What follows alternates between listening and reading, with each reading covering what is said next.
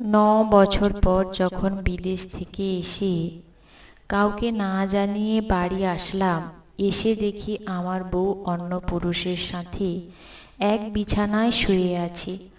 তখন বাড়িটা দেখি বেশ ফাঁকা। অবশ্য ফাঁকা থাকারই কথা তো। আমি আর আমার ওয়াইফ ও আমার ছোট্ট ছেলে ছাড়া আর কেউই থাকে না।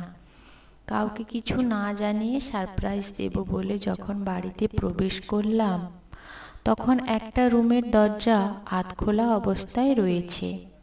দরজা ঠেলে ভেতরে ঢুকতেই দেখি আমার বউয়ের পাশে তিন বাড়ি আতিক ভাইয়ের সাথে একই বিছানাতে শুয়ে আছে। আমি এমনটা দেখব কখনো ভাবতেই পারিনি। চোখ দুটো যেন অপলক ওদের দিকেই তাকিয়ে আছে। কোনো শব্দ ছাড়াই আমি বাইরে বের হলাম। দরজাটা আস্তে করে বাইরের থেকে লাগিয়ে দরজার কাছে ধপ করে বসে পড়লাম। আমি ভাবতে পারছি না আমার বউ এমনটা করতে পারে। আমি চিন্তা করতে পারছি না আমার বউ আমাকে ধোঁকা দিবে। সারা শরীরে লোম খাড়া আমার তখন দাঁড়িয়ে গেছে। ডান হাত আর ডান পা নিজে থেকেই কাঁপতে শুরু করেছে। আমি ঠিক করব কি করব বুঝতে পারছি না। চারিদিক একবার তাকালাম। বাড়িটা বেশ উন্নত হয়েছে। হাত ঘড়িটার দিকে তাকিয়ে দেখি বেলা 11টা। তার মানে আমার ছেলে এখন স্কুলে, আর আমার বউ এই সুযোগটা নিয়ে যা ইচ্ছে তাই করছে। কিন্তু কেন? আমার দোষ কি ছিল? ভিতর থেকে তাদের কথা শুনতে পেলাম, ভাবি তুমি এত সুন্দর কেন? তোমাকে রেখে ভাই যে কিভাবে বিদেশে থাকে বুঝতেই পারি না।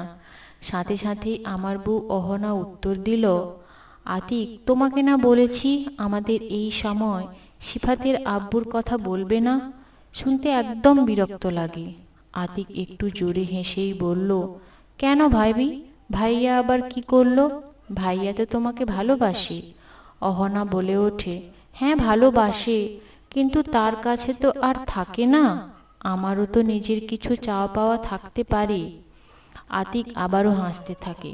তারপর বলে, হ্যাঁ তাই তো, কাজের ফাঁক দিয়ে দিনে একবার আর রাতের দিকে একবার তোমার কাছে আসতেই পড়ে থাকি। আমিও তোমাকে ভালোবাসি। অহনা জবাব দেয়, আমি তো তোমাকে এখনো ভালোবাসি। আমি কান খাড়া করে ওদের কথা শুনতে থাকি। কখন যে আমার সারা শরীর ঘামে ভিজে গিয়েছে খেয়ালই করিনি। আমার ছেলেটা ক্লাস 3তে পড়ে। ওর আসতে সেই বিকেল হয়ে যাবে। না জানি আতিক অহনার সাথে কতক্ষণ এভাবে রোজ থাকে। গা থেকে শার্টটা খুলে ফেললাম। আমার গায়ে লোম খাড়া আর যেন বেশি করে দাঁড়িয়ে গেল। আমি ভাবতে পারছি না যে এটা আমার সেই আগের অহনা, যাকে আমি কিনা 15 বছর ধরে ভালোবাসি। আর সে আমাদের বিয়েটা হয়েছিল প্রেম করেই। দুজন দুজনকে অনেক ভালোবাসতাম। অহনা পড়তো আমার ঠিক 3 ক্লাস নিচে। মেয়েটা বেশ গোলগাল চেহারা। রোজ তাকে দেখতাম, কিন্তু কিছুই বলতাম না। প্রায় বছর খানেক ওর পিছনে ঘুরেছিলাম, কিন্তু কোনোদিনও কথা বলিনি ওর সাথে। একদিন ওর বান্ধবীকে আমার কাছে পাঠায়। তারপর থেকে ওর সাথে মাঝে মাঝে কথা বলতাম। এরপর একদিন তাকে প্রপোজ করি। সে রাজি হয়ে যায়। প্রেম শুরু হবার 7-8 মাস পরেই ওর পরিবার থেকে বিয়ে দেওয়ার জন্য চাপ দেয়। তাই বাধ্য হয়ে পড়া শেষ করেই অহনাকে বিয়ে করতে হয়েছিল। বিয়ের বছর দেড়েক পরে আমি অহনাকে রেখে বিদেশে চলে যাই সংসারের টানাটানিতে।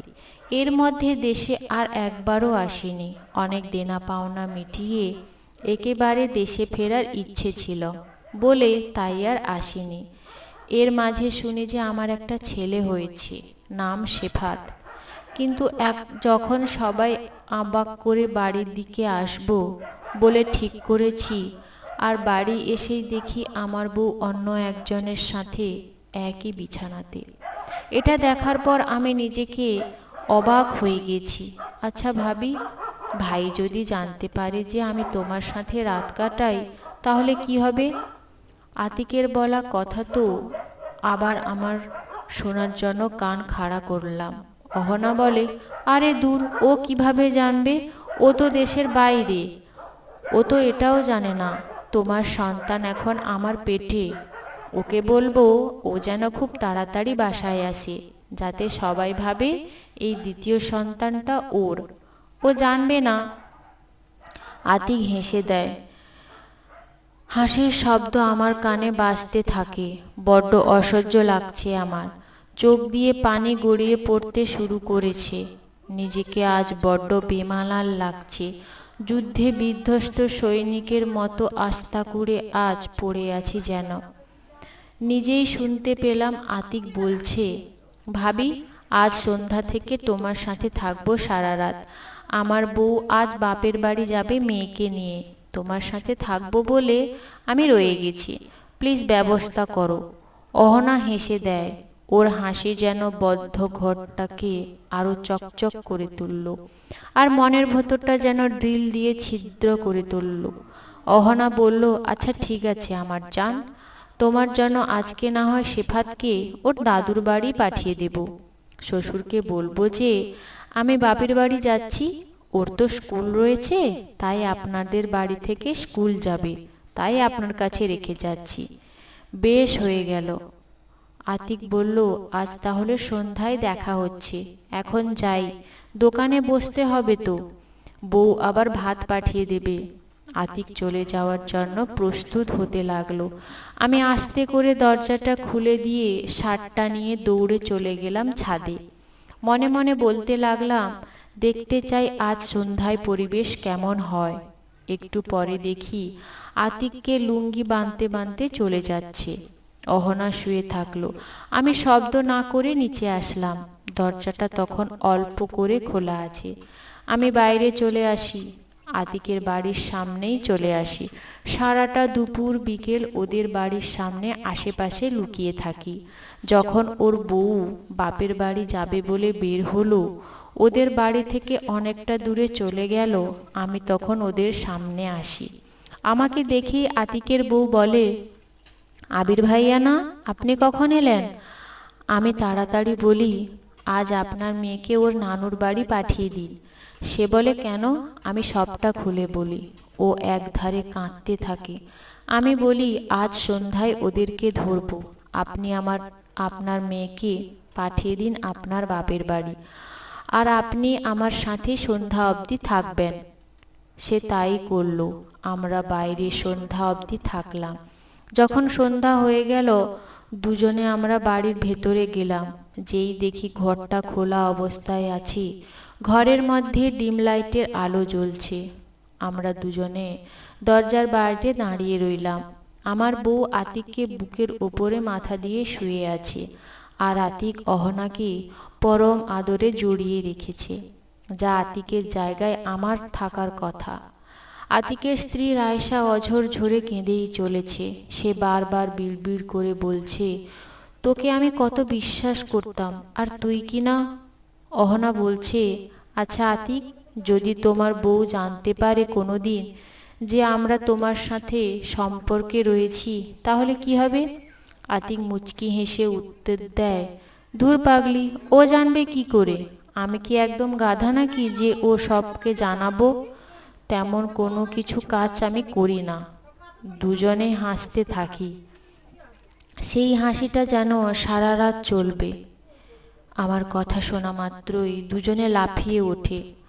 আমি ওর দিকে, ওর দুজন বড় বড় চোখ করে তাকিয়ে রইল কিছুক্ষণ। তারপর যখন ঘরের লাইট জ্বলে উঠল, ওরা আরো বেশি অবাক হলো, কারণ লাইটটা জ্বালিয়েছিল রায়েশা। আতিক ভয়ে চুপসে গেল। অহনা একবার আমার দিকে আর একবার আয়েশার দিকে তাকায়। তখনই রায়েশা ভয়ঙ্কর কাজ করে বসলো। টেবিলে থাকা ফুলদানি নিয়ে আতিকের মাথায় জোরে একটা মেরে বসলো। আতিক মাথা থেকে রক্ত ঝরছে। রায়েশা দৌড়ে চলে যায় বাইরে। আমি চেয়ার টেনে বসলাম। আমার দিকে অহনা বড় বড় চোখ করে তাকিয়ে আছে। এই চোখে ভয়ের ছাপ স্পষ্ট। আমি বললাম, কি দোষ ছিল আমার? তোকে ছেড়ে বিদেশে পাড়ি দিয়েছি বলেই আমার অপরাধ? নাকি তোর জন্য কাজ করে টাকা পাঠাই আর তুই মজা করে বেড়াস সেটা আমার অপরাধ? তুই সুখে থাকবি বলে এত কিছু করলাম, এটাই কি আমার দোষ? কোনো কথা না বলে ওর চোখের পানি পড়তে থাকে।